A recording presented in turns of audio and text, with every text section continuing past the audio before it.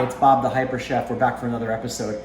Tonight I'm going to do my vegetable quinoa and also a frittata, both of which use whatever you have on hand in the kitchen, which is what's so great about them, especially in the times we're going through now, and also can be used for a dinner, for a side dish, or for breakfast, which is how I use them mostly. I'm going to start with the frittata. First, I'm going to put some olive oil in a cast iron pan. I'm doing cast iron because I finished this in the oven. So I'm going to start with a little olive oil and a little butter to saute the vegetables. Put the heat on, and we're going to let that melt down a little. Now, I have done in advance, I frequently, so I don't waste my onions, I'll butcher them down and I'll freeze them. Frozen onions work great in stews, soups, omelets, quinoa. They work very well, and the same thing with peppers. They both can be frozen raw, which is great. So I'm gonna put a little bit in here, wait for it to hear for it sizzle. You can drop it in completely raw. As always, I'm a messy cook. So we're gonna throw that in. And I'm also gonna throw in a little bit of pepper. This is just frozen orange pepper, just cut up. I didn't want them to go to waste, so before they would go bad, I did this. I'm gonna save the rest of this for the quinoa dish. Ah, hear the sizzle already. Now, I'm going to salt it. And some crushed black pepper.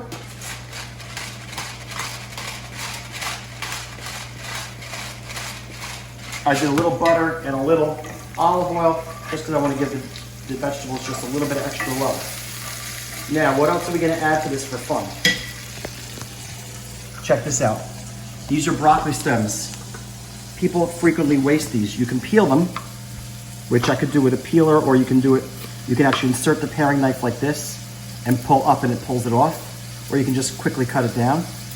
What's inside here is absolutely delicious and is even better than the florets. I learned to do this in my Chinese cooking classes, and the teacher taught me never to waste them. And sauteed, they're absolutely delicious. So we're gonna put them right in our omelet. We're gonna give this a stir again. And while that's cooking down, before I put them in, because obviously that's a harder vegetable, I'm also gonna add zucchini. I had zucchini in the fridge, that's what we're gonna use. So now while I'm waiting for that to go, I'm gonna crack my eggs. This omelet, because it's going in the oven, I want it to be very creamy.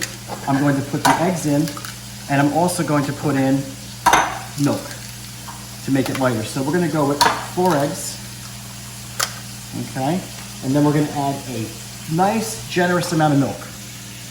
Like I said, generous. And while that's cooking down, we're gonna whisk this up.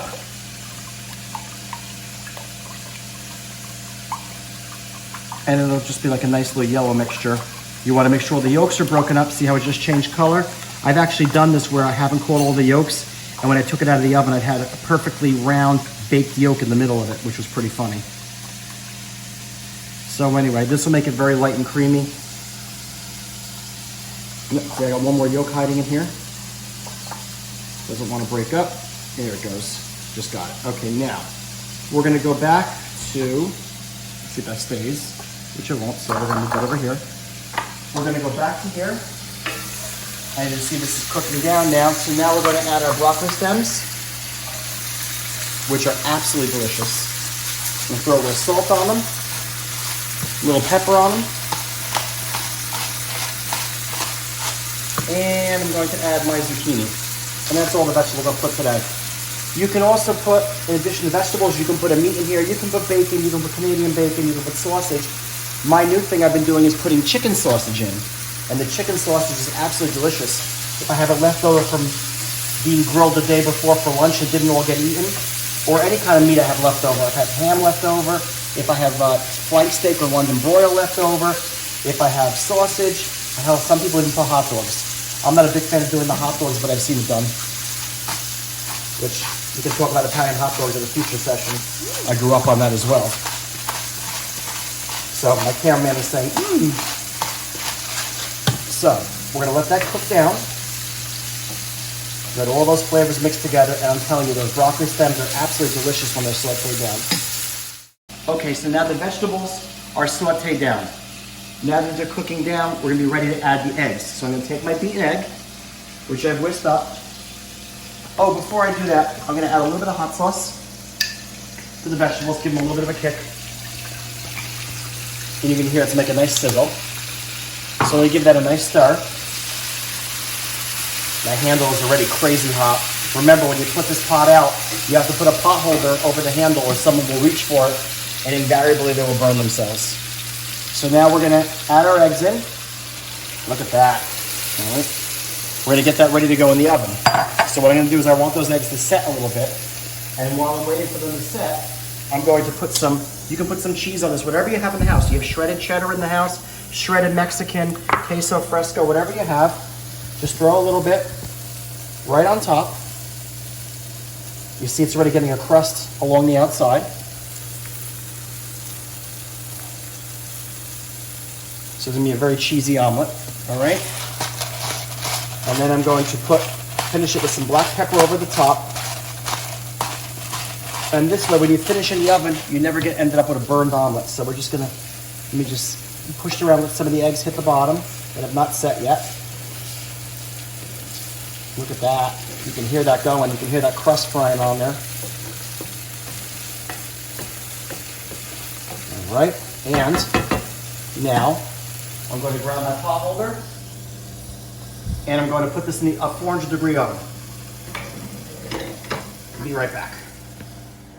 Well, now the omelet is ready. We're going to take it out of the oven and put it on the counter. Look at that. See, it's all puffed up. It makes a beautiful presentation in that pan. You can put it right on the table like that. But like I said, make sure you put a pot holder over the handle. If someone reaches for that handle, they're gonna be screaming in pain. That is in a 400-degree oven. This hasn't set yet, so it might not come out perfect. But who said food has to be perfect? See, the first piece is not gonna come out good.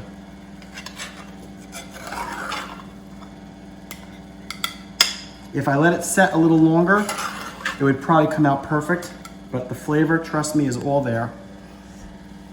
I think we're gonna have to taste test that.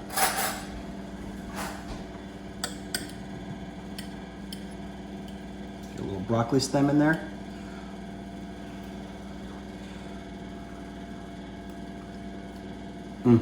Perfect.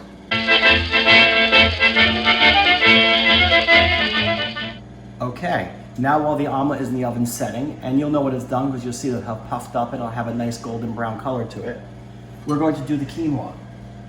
Now, let's talk about what quinoa is. Quinoa is the greatest source of protein that is not animal-based. It's actually a seed from the Andes Mountain. It looks just like this. It's very light and fluffy. It actually will puff up and get bigger and have a white thread out of it when it's done cooking. Quinoa is bitter if it's not rinsed. So if your package does not say washed, or if you're not sure, do like I did, put it in a sieve and wash the hell out of it so you don't end up with a bitter tasting result. So again, we're gonna start with some butter and some olive oil. Nice and simple. And I'm going to use the remainder of my frozen onions and the remainder of my frozen peppers. And for this dish, I'm gonna show you a couple shortcuts. One of which is I have blanched some asparagus. I had asparagus left in the fridge. I cut into pieces and I blanched it in salted water quickly so I could use it for this dish. So we're going to put this down, let it start to sizzle, let these vegetables start to saute down. And while we're doing that, I want to do some celery in here, so we're going to cut the celery up.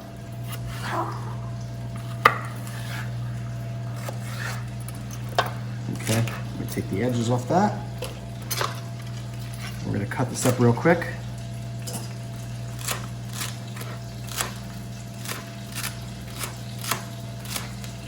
You can hear those vegetables already working together.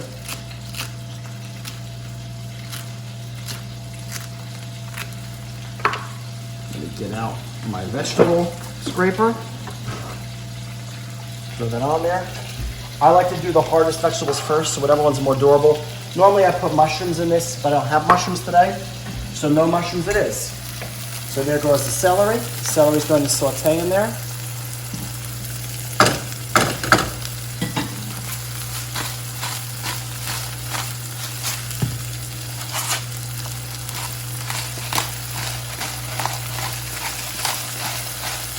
salt and some pepper. Let that cook, let it start to work for you. In goes the asparagus, which, as I said, I blanched. And now we're gonna let that cook down. You can use any of these vegetables interchangeably. I would never do celery in the frittata, but I absolutely do it in the base for my quinoa. Like I said, I normally add peppers, onions, celery, carrots, but I've done something different today. I put my frozen peas at the end when it's done cooking, but I have frozen peas and carrots. So shortcut, we're gonna do that at the end and I'll show you how that's done. So now we're gonna let this saute down for a little while. Okay, now that the vegetables are cooked down, we're going to add some red wine and cook it off and give them a little bit of flavor. So, as we always do with red wine, you put it in and you do not stir it. You let it stay there, just like it is, until it burns off. When you can't smell the bitter anymore, it's all burned off. All right. The wine is cooked off. So now I've added the tomatoes because they're more delicate. You don't need them to go as long. Now we're gonna add the rest of the ingredients. Here is the quinoa. How you do the quinoa, the proportions are as follows. It's a 1 to 2. So it's 2 cups of quinoa, so I'm gonna have to have 4 cups of chicken stock. If you want to do a single recipe, it's just one cup of quinoa, but I always do a double because my family really goes through it. And now we're gonna add the chicken stock, and this is 4 cups. You can use vegetable broth if you want to make this vegetarian. You can use any kind of stock you want. Fish stock, I imagine you can use. You can play around this. Quinoa is often served sweet or savory. I'm not a big fan of sweet. I'm only do the savory. Now we're gonna add some ingredients to this to flavor this up. Good handful of grated cheese. Locatelli, as always. Some black pepper.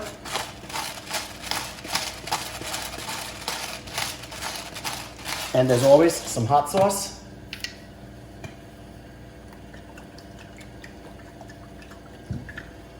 And we're not gonna add any more salt because the grated cheese gives it quite a bit of salt. Now we're gonna give this a stir. And we're gonna let this come to a boil. Once it comes to a boil, we're gonna turn it down to a simmer and we'll put the timer on for 12 minutes. When the timer goes off, then we're going to add the peas and carrots. Now, the quinoa's been on for 12 minutes at a simmer. I'm going to add in the peas and carrots, turn the heat off, and they will cook that quickly in there. I'm going to turn it off like that, like so. You see how the quinoa now has puffed up and there's like white threads? The white threads coming out of it tell you it's done. I'm going to put the lid on and let it sit for a few minutes, and you can enjoy. The next day it'll be a little thicker, even a half an hour from now it'll be a little thicker, and it'll be a little more solid. I personally like it soupy. My daughter likes it when it's sitting for a little while longer, so it all depends on personal preference. This has now been sitting for about 10 minutes, and look at the difference already. This is your final product. It's light, it's fluffy, not too far off from like a stuffing, and it's all ready to eat. So as my nanny would say, mangia con buon gusto.